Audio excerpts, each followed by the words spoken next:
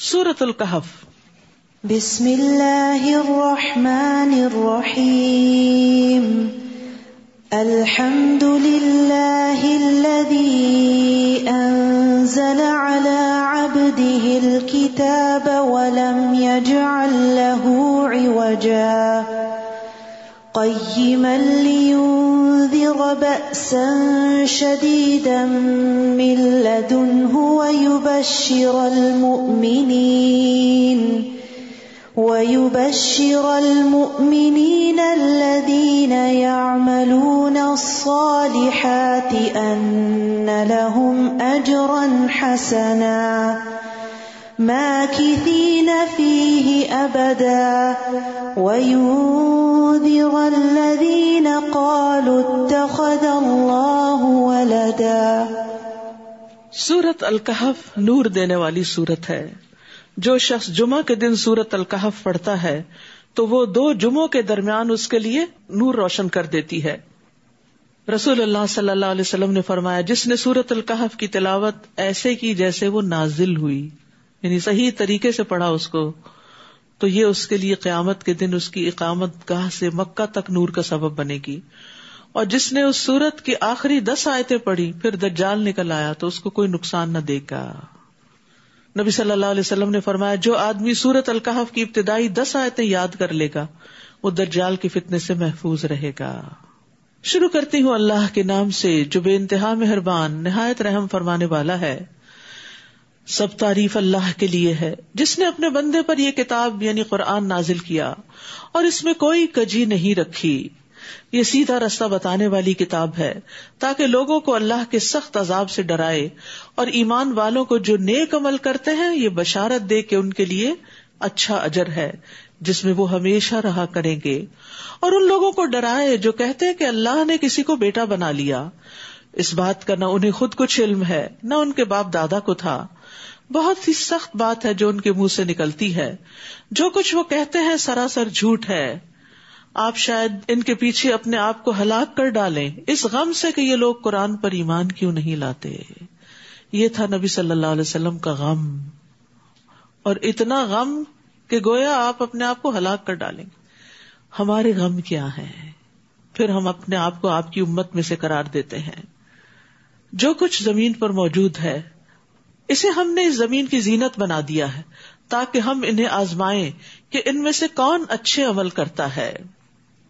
یعنی دنیا میں اللہ نے طرح طرح کی اٹریکشنز رکھ دی ہیں، لیکن ان سب میں ہمارا امتحان ہے کہ ان کے اندر رہتے ہوئے ہم اللہ کو کتنا یاد کرتے ہیں۔ یہ چیزیں ہمیں اللہ کی یاد دلاتی ہیں یا اللہ ہی سے غافل کر دیتی ہیں۔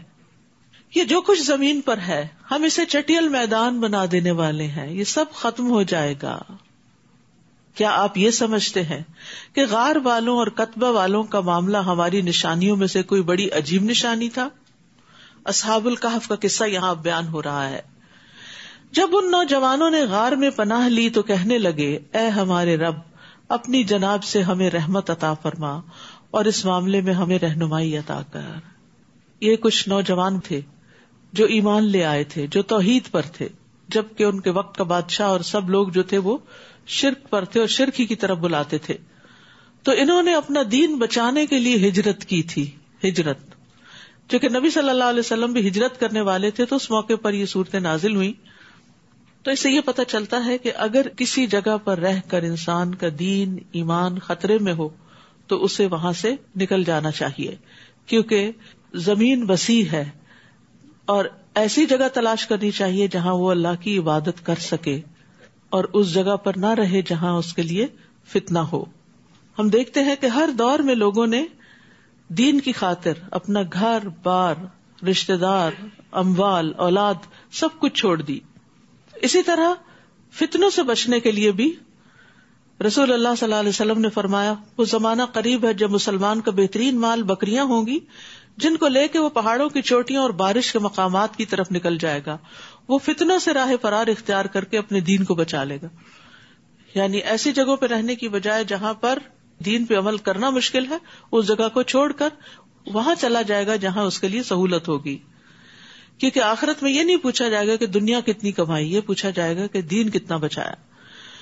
تو ہم نے انہیں اس غار میں تھپکی دے کر کئی سال تک کے لیے سلا دیا، پھر ہم نے انہیں اٹھایا تاکہ معلوم کریں کہ ہر دو فریق میں سے کون اپنی مدت قیام کا ٹھیک حساب رکھتا ہے.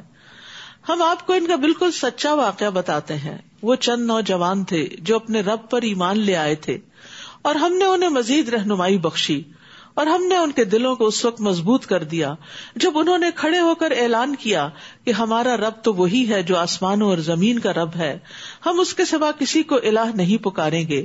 اگر ہم ایسا کریں تو یہ بعید از عقل بات ہوگی. تو اللہ سبحانہ تعالیٰ نے ان کے ارادے کے بعد ان کو سارے اسباب بھی مہیا کر دیے, ان کے دل کو جما دیا. یاد رکھیے, جب سچی نیت اور اخلاص کے ساتھ انسان کسی نیکی کے کام کا ارادہ کر لیتا ہے تو اللہ تعالیٰ اس کے لیے رستے بھی بنا دیتا ہے. پھر آپس میں کہنے لگے, یہ ہماری قوم کے لوگ جنہوں نے اللہ کے سوا دوسروں کو الہ بنا رکھا ہے, تو پھر یہ ان کے الہ ہونے پر کوئی واضح دلیل کیوں نہیں لاتے؟ بھلا اس شخص سے بڑا ظالم اور کون ہو سکتا ہے جو اللہ پر تہمت لگائے. اور اب جب کہ تم لوگوں نے اپنی قوم کے لوگوں سے اور ان کے معبودوں سے جنہیں یہ لوگ پوچھتے ہیں کنارہ ہی کر لیا ہے, تو آؤ اس غار میں پناہ لے لو. تمہارا رب تم پر اپنی رحمت وسیع کر دے گا اور تمہارے معاملے میں آسانی پیدا کر دے گا.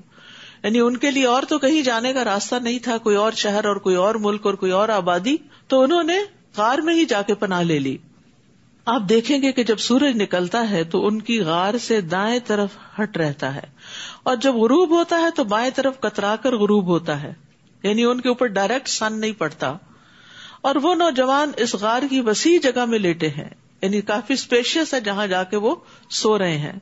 یہ اللہ کی نشانیوں میں سے ایک نشانی ہے.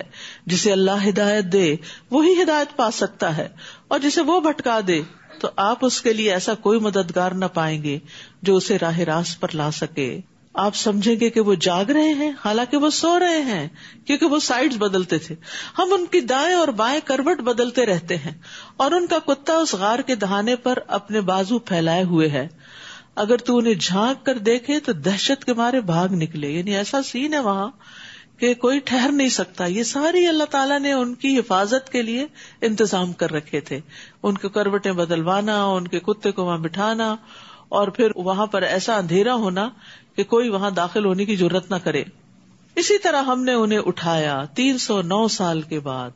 دن کے ابتدائی حصے میں گئے تھے اور اٹھے تھے آخری حصے میں, تاکہ وہ آپس میں کچھ سوال و جواب کریں. ان میں سے ایک نے کہا, بھلا تم کتنی مدت اس حال میں پڑے رہے؟ ان میں سے کچھ نوجوانوں نے کہا, یہی کوئی ایک دن یا دن کا کچھ حصہ. جیسے بہت گہری نیند سونے والا جب اٹھتا ہے تو اس کو پتہ نہیں چلتا کہ ٹائم کیا ہے. بعض اوقات آپ دن میں سو رہے ہوتے ہیں اور آپ سوچتے ہیں شاید رات ہے. اسی طرح وائس ورسا, یہی کوئی ایک دن یا دن کا کچھ حصہ. اور بعض نے کہا, یہ تو اللہ ہی خوب جانتا ہے کہ تم کتنی مدت اس حال میں پڑے رہے. اب یوں کرو کہ اپنا چاندی کا سکہ دے کر کسی کو شہر بھیجو کہ وہ دیکھے صاف ستھرا کھانا کہاں سے ملتا ہے. یاد رکھیے, توحید جو شرک سے بچ کے انسان کے اندر ایک پاکیزگی لاتا ہے, تو یہ پاکیزگی اس کے سارے مزاج کا حصہ ہو جاتی. کپڑے میں, جسم کے معاملے میں, کھانے پینے میں, ازدواجی تعلقات میں, ہر چیز میں انسان پھر پاکیزگی کی تلاش میں رہتا ہے. گندی چیزوں سے اس کی روح بیزار ہوتی ہے. وہاں سے وہ آپ کے لیے کھانے کو کچھ لائے اور اسے نرم رویہ اختیار کرنا چاہیے. یہاں نصف قرآن ہو گیا الحمدللہ. وہاں اسے نرم رویہ اختیار کرنا چاہیے, یعنی احتیاط کے ساتھ معاملہ کرے. ایسا نہ ہو کہ کسی کو آپ لوگوں کو پتا چل جائے, انہیں نہیں پتا تھا کہ اتنی مدت گزر چکی ہے. کیونکہ اگر ان لوگوں کا تم پہ بس چل گیا تو تمہیں سنگسار کر دیں گے یا پھر اپنے دین میں لوٹا لے جائیں گے. اس صورت میں تم کبھی فلاح نہ پا سکو گے. اس طرح ہم نے لوگوں کو ان نوجوانوں پر مطلع کر دیا تاکہ وہ جان لے کہ اللہ کا وعدہ سچا ہے اور قیامت بپا ہونے میں کوئی شک نہیں. جبکہ وہ آپس میں ان نوجوانوں کے معاملے میں جھگڑا کر رہے تھے, آخر ان میں سے کچھ لوگ کہنے لگے, یہاں ان پر ایک عمارت بنا دو. یعنی بالآخر لوگوں کو پتا چل گیا کہ یہ وہی بچے تھے جو گم گئے تھے اور پھر اب نکل آئے, کیونکہ ان کے پاس اس زمانے کے کوائنز تھے, پیسے تھے, کرنسی تھی, اور اسی طرح کے کچھ اور چیزیں بھی. تو پھر وہ ان کے نزدیک بہت پایس ہو گئے اور کہنے لگے کہ وہ فوت ہو گئے تھے, اب ان کی قبروں پہ مسجدیں بنا دو. ان کا معاملہ ان کا رب ہی خوب جانتا ہے. مگر جو لوگ اس جھگڑے میں غالب رہے انہوں نے کہا, ہم تو ان پہ مسجد بنائیں گے. تو یاد رکھیے کہ مسجد جو ہے وہ قبروں پہ نہیں بنانی چاہیے, کیونکہ مسجد اللہ کی عبادت کے لیے ہوتی, اور قبر کے پاس مسجد بنانے کا مطلب یہ ہے کہ قبر والوں کے لیے بھی کوئی دل میں ایسے جذبات ہیں کہ ان کو اللہ تعالیٰ کے اختیارات میں کہیں شریک کیا جائے. کچھ لوگ کہتے ہیں کہ یہ نوجوان 3 تھے، چوتھا ان کا کتا تھا. کچھ کہتے ہیں 5 تھے، چھٹا ان کا کتا تھا. یہ سب بے تکی ہانکتے ہیں. اور کچھ کہتے ہیں وہ 7 تھے اور 8واں ان کا کتا تھا. آپ ان سے کہیے میرا رب ہی ان کی تعداد کو ٹھیک ٹھیک جانتا ہے، جسے چند لوگوں کے سوا دوسرے نہیں جانتے. اور عام طور پر مشہور ہے کہ 7 تھے، 7 سلیپرز. لہٰذا آپ سرسری سی بات کے علاوہ ان سے بحث میں نہ پڑیے. پھر وہی بات آ گئی نا کہ لوگ جب بہت زیادہ آرگیومنٹس کر رہے ہوں تو اس کو لمبا نہ کریں، اسے طول نہ دیں، بلکہ مختصر بات کریں. اور ان کے بارے میں کسی سے کچھ پوچھیے نہیں، نیز کسی چیز کے متعلق یہ بھی نہ کہیے کہ میں کل یہ ضرور کر دوں گا. کیونکہ جب نبی صلی اللہ علیہ وسلم سے ان کے بارے میں سوال کیا گیا تو آپ نے کہا میں کل بتا دوں گا. تو 15 دن تک وہی نہیں آئی. تو اس پر آپ کو کہا گیا کہ آپ کسی بھی کام کے بارے میں انشاءاللہ کے بغیر وعدہ نہ کریں. الا ان یشاء اللہ، اللہ یہ کہ اللہ چاہے. اور اگر آپ بھول کر ایسی بات کہہ دیں تو فوراً اپنے رب کو یاد کیجیے اور کہیے کہ امید ہے کہ میرا رب اس معاملے میں صحیح طرز عمل کی طرف میری رہنمائی کرے گا. وہ نوجوان اپنے غار میں 300 سال ٹھہرے رہے اور کچھ لوگوں نے 9 سال زیادہ شمار کیے. آپ ان سے کہیے اللہ ہی بہتر جانتا ہے جتنی مدت وہ ٹھہرے رہے، اسی کو آسمانوں اور زمین کی پوشیدہ باتیں معلوم ہیں. وہ کیا ہی خوب دیکھنے والا اور سننے والا ہے. ان چیزوں کا اللہ کے سوا کوئی کارساز اور منتظم نہیں، اور وہ اپنی حکومت میں کسی کو شریک نہیں کرتا. یہ بھی توحید کا حصہ ہے کہ ہر چیز پر اختیار صرف اللہ کا ہے. اے نبی، جو کچھ آپ کی طرف وحی کیا گیا ہے آپ اپنے رب کی کتاب میں سے انہیں وہ پڑھ کر سنا دیجئے. کوئی اس کے ارشادات کو بدل دینے کا مجاز نہیں. اگر کوئی ایسا کرے تو آپ اللہ کے سوا اس کے لیے کوئی جائے پناہ نہ پائیں گے. اور اپنے آپ کو ان لوگوں کے ساتھ مطمئن رکھیے جو صبح و شام اپنے رب کو پکارتے ہیں. نبی صلی اللہ علیہ وسلم کو تلقین کی جا رہی ہے کہ آپ غریب لوگوں کا ساتھ نہ چھوڑیے. کیسی صحبت ہونی چاہیے؟ ان لوگوں کی جو اللہ سے غافل نہ ہو، اللہ کو یاد کرتے رہیں اور وہ اس کی رضا چاہتے ہیں. آپ کی آنکھیں ان سے ہٹنے نہ پائیں، یعنی یہ آپ کی آنکھوں کے تارے ہونے چاہیے کہ دنیاوی زندگی کی زینت چاہنے لگے. یعنی یہ قربانیاں کر کے جو اپنا گھر بار چھوڑ کے یہاں بیٹھے ہیں اصحاب الصفہ، غریب مسلمان، آپ ان سے اپنی نگاہ نہیں پھیریں گے. نہ ہی آپ ایسے شخص کی باتیں مانیے جس کا دل ہم نے اپنے ذکر سے غافل کر دیا ہے. غافل شخص کی بات نہیں ماننی چاہیے. وہ اپنی خواہش پر چلتا ہے اور اس کا معاملہ حد سے بڑا ہوا ہے. نیز آپ انہیں کہیے کہ حق تو وہ ہے جو تمہارے رب کی طرف سے آ چکا. اب جو چاہے اسے مان لے اور جو چاہے اس کا انکار کر دے. ہم نے ظالموں کے لیے ایسی آگ تیار کر رکھی ہے جس کی کناتیں اسے گھیرے ہوئے ہیں، اور اگر وہ پانی مانگیں گے تو انہیں پینے کو جو پانی دیا جائے گا وہ پگھلے ہوئے تانبے کی طرح گرم اور ان کے چہرے بھون ڈالے گا. استغفر اللہ. کبھی مائکرو ویو سے اچانک چائے نکال کے درجہ حرارت پتہ نہیں چلتا نا، کب ٹھنڈا ہی ہوتا ہے، انسان منہ میں ڈال بیٹھتا ہے تو کتنی تکلیف ہوتی ہے. کتنا برا ہے یہ مشروب اور کیسی بری ہے آرام گاہ. جو لوگ ایمان لائے اور نیک عمل کرتے رہے تو یقیناً ہم اس کا اجر ضائع نہیں کرتے جو اچھے کام کرتا ہو. یہی لوگ ہیں جن کے لیے ہمیشہ رہنے والے باغات ہیں جن کے نیچے نہریں بہ رہی ہیں. وہاں وہ سونے کے کنگنوں سے آراستہ کیے جائیں گے اور باریک ریشم اور اطلس کے سبز کپڑے پہنیں گے. وہاں وہ اونچی مسندوں پر تکیا لگا کے بیٹھیں گے. یہ کیسا اچھا بدلہ ہے اور کیسی اچھی آرام گاہ ہے. آپ ان سے ان 2 آدمیوں کی مثال بیان کیجئے جن میں سے ایک کو ہم نے انگور کے 2 باغ عطا کیے تھے اور ان کے گرد کھجور کے درختوں کی باڑ لگائی تھی، اور ان دونوں کے درمیان قابل کاشت زمین بنائی تھی. یہاں ایک اور قصہ بتایا جا رہا ہے. یہ دونوں باغ اپنا پورا پھل لائے اور بارآور ہونے میں کوئی کسر نہ چھوڑی، اور ان کے بیچوں بیچ ہم نے نہر جاری کر دی تھی. اسے ان درختوں کا پھل ملتا رہا تو ایک دن وہ گفتگو کے دوران اپنے ساتھی سے کہنے لگا، میں تجھ سے زیادہ مالدار ہوں اور افرادی قوت بھی زیادہ رکھتا ہوں، میرے چاہنے والے بھی بڑے ہیں. یہی کہتے کہتے وہ اپنے باغ میں داخل ہوا، اس حال میں کہ وہ اپنے اوپر ظلم کر رہا تھا، اور کہنے لگا میں تو نہیں سمجھتا کہ یہ باغ کبھی اجڑ بھی سکتا ہے، اور نہ ہی میں یہ گمان کرتا ہوں کہ قیامت قائم ہوگی، اور اگر مجھے اپنے رب کے ہاں پلٹا کر لے جایا بھی گیا تو میں یقیناً اس سے بہتر جگہ پاؤں گا. کیسے فریب میں ہوتا ہے انسان، غلط کام کرنے کے باوجود بھی وہ اپنے آپ کو حق پہ سمجھتا ہے. اس کے ہمسائے نے گفتگو کرتے ہوئے اس سے کہا، کیا تو کفر کرتا ہے اس ذات سے جس نے تجھے مٹی سے اور پھر نطفے سے پیدا کیا اور تجھے ایک پورا آدمی بنا کھڑا کیا. رہی میری بات تو اللہ ہی ہے اور میں اس کے ساتھ کسی کو شریک نہیں بناتا. اور جب تو اپنے باغ میں داخل ہوا تو یہ کیوں نہ کہا کہ ماشاء اللہ لا قوت الا باللہ. وہی ہوتا ہے جو اللہ چاہتا ہے اور اللہ کی توفیق کے بغیر کسی کا کچھ زور نہیں. پیچھے انشاءاللہ کا سکھایا گیا اور یہاں ماشاء اللہ کا. یہ کلمات ہماری زندگی کا حصہ ہونے چاہیے. بھلا دیکھو اگر میں مال اور اولاد میں تم سے کمتر ہوں تو عین ممکن ہے کہ میرا رب مجھے تیرے باغ سے بہتر باغ عطا کر دے. کتنا آپٹیمسٹک اپروچ ہے. اور تیرے باغ پر آسمان سے کوئی آفت بھیج دے, یعنی یہ دن بدل بھی تو سکتے ہیں, جس سے وہ چٹیل میدان بن کر رہ جائے, اس کا پانی گہرا چلا جائے اور تو پانی نکال بھی نہ سکے. آخر یوں ہوا کہ باغ کے پکے ہوئے پھل کو عذاب نے آ گھیرا اور جو کچھ وہ باغ پہ خرچ کر چکا تھا اس پر اپنے دونوں ہاتھ ملتا رہ گیا. وہ باغ اپنی چھتریوں پر گرا پڑا تھا. اب وہ کہنے لگا کاش میں نے اپنے رب کے ساتھ کسی کو شریک نہ کیا ہوتا. اللہ کے سوا کوئی جماعت ایسی نہ تھی جو اس کی مدد کرتی, اور وہ خود بھی اس آفت کا مقابلہ نہ کر سکا. اب اسے معلوم ہوا کہ مکمل اختیار تو اللہ برحق کو ہے, وہی اچھا ثواب دینے والا اور انجام بخیر دکھانے والا ہے. جس سے کیا پتہ چلتا ہے کہ جو لوگ دولت پر بھروسہ کرتے ہیں تو دولت ڈھلتی چھاؤں ہوتی ہے, وہ کسی کی بھی وفادار نہیں ہوتی. مال کا مطلب بھی کیا ہوتا ہے؟ ڈھل جانے والا.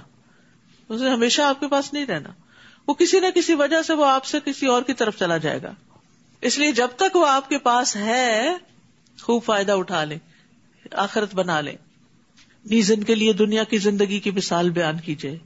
جیسے ہم نے آسمان سے پانی برسایا جس سے زمین کی نباتات گھنی ہوئی, پھر وہ نباتات ایسا بھس بن گئی جسے ہوائیں اڑائے پھرتی ہیں, اور اللہ ہر چیز پر مکمل اختیار رکھتا ہے.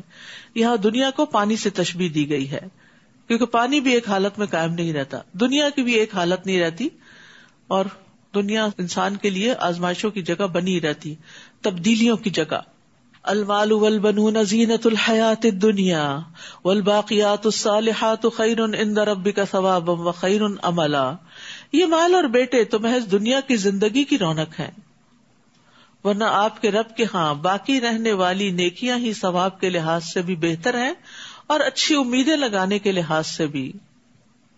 اور جس دن ہم پہاڑوں کو چلائیں گے اور آپ زمین کو بالکل چٹیل اور ہموار دیکھیں گے اور ہم لوگوں کو جمع کریں گے تو ان میں سے کسی کو بھی باقی نہیں چھوڑیں گے.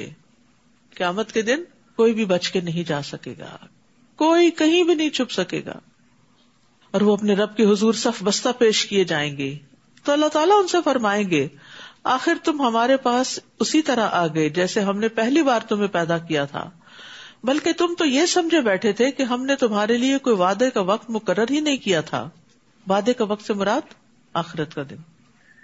اور نامہ اعمال ہر ایک کے سامنے رکھ دیا جائے گا تو آپ مجرموں کو دیکھیں گے کہ وہ اعمال کے مدرجات سے ڈر رہے ہوں گے, کہیں گے ہائے ہماری کم بختی, اس کتاب نے نہ تو کوئی چھوٹی بات چھوڑی اور نہ ہی کوئی بڑی بات, سبھی کچھ ریکارڈ کر لیا, اور جو کام وہ کرتے رہے سب اس میں موجود پائیں گے, اور آپ کا رب کسی پر ذرا برابر بھی ظلم نہیں کرے گا. تو اس سے یہ پتہ چلتا ہے کہ انسان کے کبیرہ گناہوں کے علاوہ صغیرہ گناہ بھی لکھے جاتے ہیں, اور قیامت کے دن ذرا برابر بھی نیکی اور بدی انسان نے جو کی ہوگی وہ اس کے سامنے آ جائے گی. تو انسان چھوٹے گناہوں سے بھی بچے اور اللہ سے سوال کرے. وَإِذْ قُلْنَا لِلْمَلَائِكَةِ اسْجُدُوا لِآدَمَ فَسَجَدُوا إِلَّا إِبْلِيسَ كَانَ مِنَ الْجِنِّ فَفَسَقَ عَنْ أَمْرِ رَبِّهِ. اور وہ واقعہ یاد کرو جب ہم نے فرشتوں سے کہا کہ آدم کو سجدہ کرو تو ابلیس کے سوا سب نے سجدہ کیا, وہ جنوں میں سے تھا. اس لیے اپنے رب کے حکم سے سرتابی کی, کیا تم مجھے چھوڑ کر اسے اور اس کی اولاد کو اپنا دوست بناتے ہو, حالانکہ وہ تمہارا دشمن ہے. ایک ایسا برا بدل ہے جسے ظالم لوگ اختیار کر رہے ہیں. میں نے تو انہیں نہ اس وقت گواہ بنایا تھا جب آسمان اور زمین پیدا کیے تھے, اور نہ اس وقت جب خود انہیں پیدا کیا تھا, اور میں گمراہ کرنے والوں کو اپنا مددگار بنانے والا بھی نہیں. اور جس دن اللہ مشرکوں سے فرمائے گا ان معبودوں کو تو بلاؤ جنہیں تم میرا شریک خیال کرتے تھے, وہ انہیں پکاریں گے تو صحیح مگر وہ معبود انہیں کوئی جواب نہ دیں گے, اور ہم ان کے درمیان ہلاکت کا گڑھا یعنی جہنم مشترک کر دیں گے.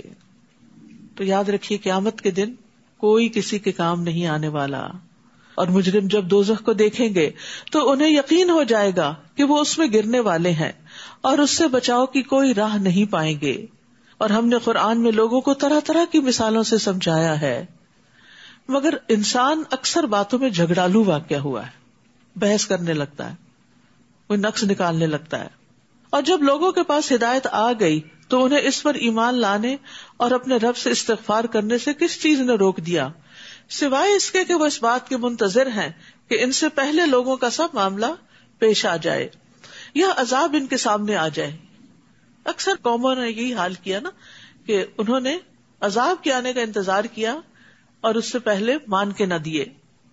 ہم رسولوں کو صرف اس لیے بھیجتے ہیں کہ وہ لوگوں کو بشارت دیں اور ڈرائیں، اور کافر لوگ ان رسولوں سے بےہودہ دلائل کے ساتھ جھگڑا کرتے ہیں تاکہ وہ ان سے حق کو نیچا دکھائیں، اور انہوں نے میری آیات اور تنبیہات کو مذاق بنا رکھا ہے. اس شخص سے بڑھ کر ظالم اور کون ہوگا جسے اللہ کی آیات سے نصیحت کی جائے اور وہ اس سے منہ پھیر لے.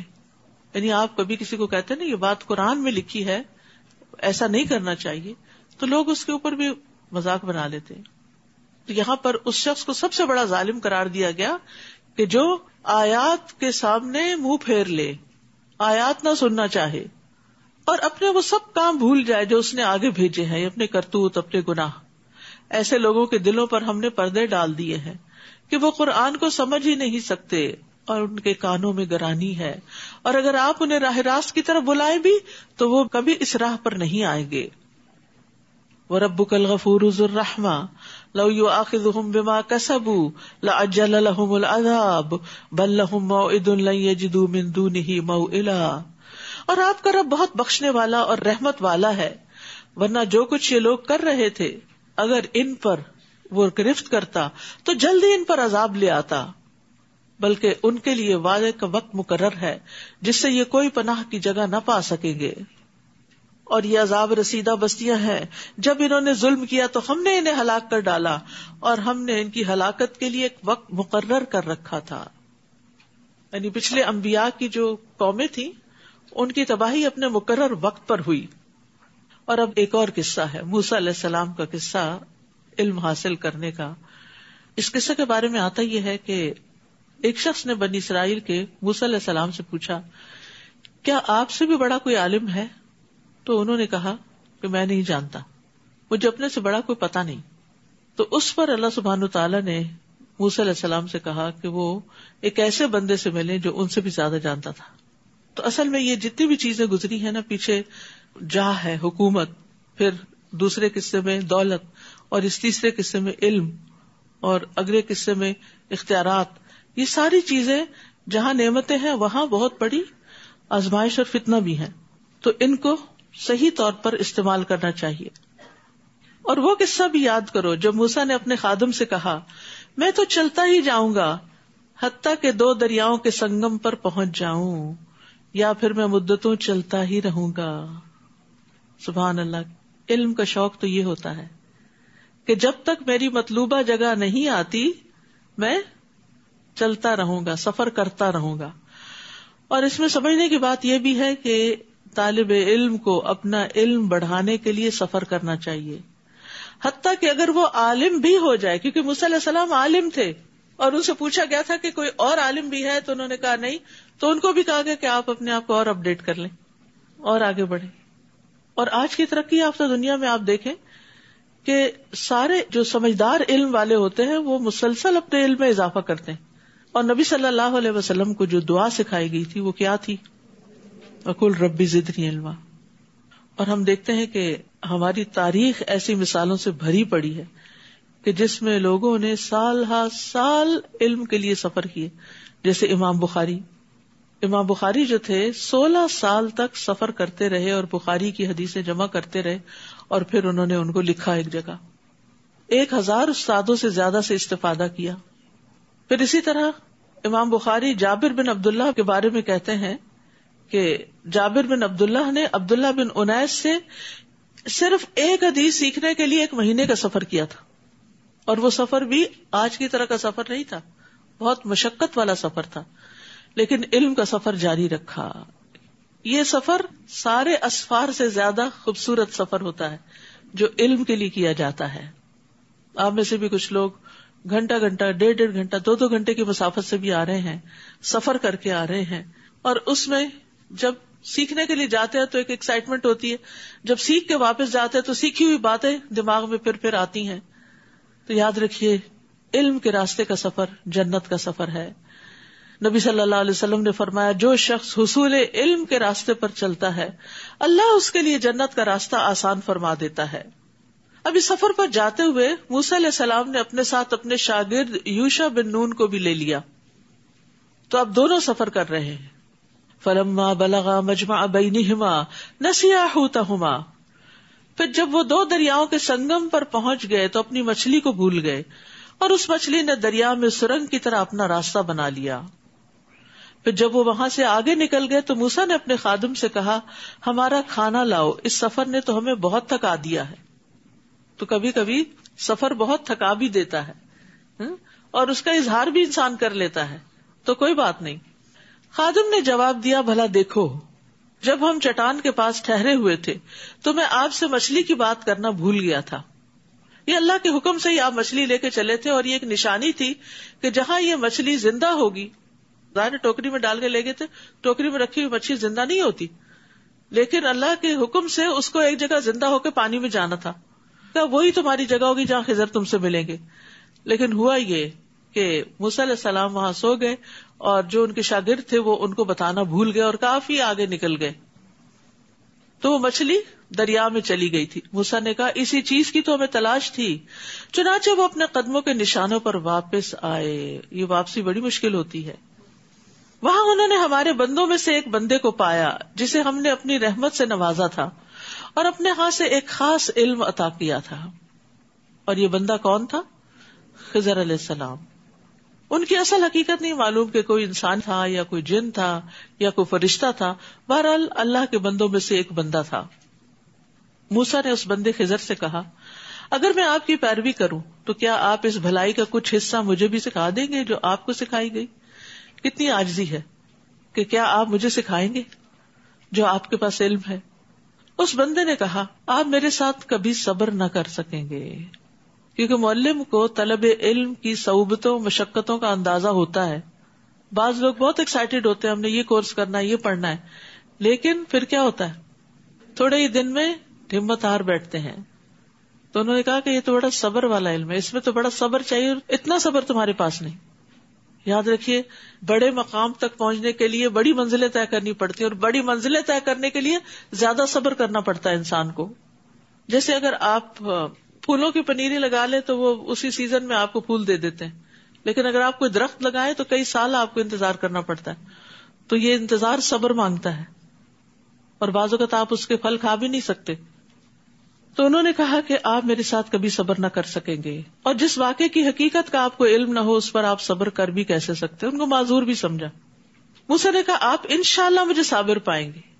ایکسائٹیڈ ہیں وہ, اور میں کسی معاملے میں آپ کی نافرمانی نہیں کروں گا. استاد اور شاگرد کے بیچ میں جو رشتہ ہوتا ہے وہ ایسا ہی ہوتا ہے. اگر شاگرد استاد کی بات ہی نہ مانے تو وہ سیکھ نہیں سکتا. مثلا استاد کہتا ہے 10 دفعہ یا 7 دفعہ سبق پڑھ کے آؤ, اور وہ نہیں پڑھتا, تو کہاں سے پھر اس کو یاد ہوگا. تو یہاں پر استاد اور شاگرد کے تعلقات کیسے ہونے چاہیے اس کا ذکر کیا گیا ہے. موسیٰ نے کہا آپ انشاءاللہ مجھے صابر پائیں گے, اور میں کسی معاملے میں آپ کی نافرمانی نہیں کروں گا. خضر نے کہا اچھا اگر آپ کو میرے ساتھ رہنا ہے تو پھر مجھ سے کوئی بات نہیں پوچھیں گے, نو کوشچن, حتیٰ کہ میں خود ہی آپ کو اس سے آگاہ کروں. چنانچہ وہ دونوں چل کھڑے ہوئے حتیٰ کہ ایک کشتی میں سوار ہوئے. تو خضر نے اس کشتی میں شگاف ڈال دیا, سوراخ کر دیا. اب کشتی میں سوراخ کا مطلب کیا ہے؟ سب کو ڈبونا. موسیٰ نے کہا کیا تم نے اس لیے شگاف ڈالا ہے کہ کشتی والوں کو ڈبو دو؟ یہ تو تم نے خطرناک کام کیا ہے, چپ نہ رہ سکے نا. خضر نے کہا میں نے کہا نہ تھا کہ تم میرے ساتھ صبر نہ کر سکو گے. موسیٰ نے جواب دیا مجھ سے جو بھول ہو گئی اس پر میری گرفت نہ کیجیے, اور میرے لیے میرا کام مشکل نہ بنائیے. چنانچہ وہ دونوں پھر چل کھڑے ہوئے حتیٰ کہ ایک لڑکے کو ملے جسے خضر نے مار ڈالا. موسیٰ نے کہا تم نے تو ایک بے گناہ شخص کو مار ڈالا جس نے کسی کا خون نہیں بہایا تھا, یہ تو تم نے بہت ناپسندیدہ کام کیا. تو بہرحال علم کے راستے میں صبر کرنا، استاد کی بات ماننا، کیونکہ بعض اوقات پتہ نہیں ہوتا نا انسان کو کہ یہ بات کیوں کہی جا رہی ہے، اس کا نتیجہ کیا ہوگا، اور اس کا مقصد کیا ہے، اس کی حکمت کیا ہے. اور یہ صرف دینی علم ہی نہیں، دنیاوی علوم میں بھی صبر چاہیے ہوتا ہے. ایک ڈگری کو کئی سال چاہیے ہوتے ہیں، ڈاکٹر بننے کے لیے اس سے بھی زیادہ پڑھنا پڑتا ہے. پھر اسی طرح گھر کے کام کاج سیکھنے کے لیے بھی صبر چاہیے ہوتا ہے. مطلب جب نیا نیا کھانا پکانا سیکھتے ہیں تو جلدی چاہتے کہ جلدی پک جائے، اور پھر اگر جو سکھانے والا تو کہتے یہ کیوں ڈال دیا، وہ دیکھو کتنا اس میں سے دھواں نکل رہا ہے، وہ جلنے لگا ہے، پانی زیادہ ہو گیا، وہ کم ہو گیا. تو یہ سارے مرحلے سیکھنے کے دور میں آتے ہیں، لیکن یہ کہ سیریس نالج کے لیے بہت سیریسنس بھی چاہیے ہوتی ہے. وآخر دعوانا ان الحمد للہ رب العالمین. سبحانک اللہم وبحمدک، اشہد ان لا الہ الا انت، استغفرک واتوب الیک. السلام علیکم ورحمۃ اللہ وبرکاتہ. سورۃ الکہف.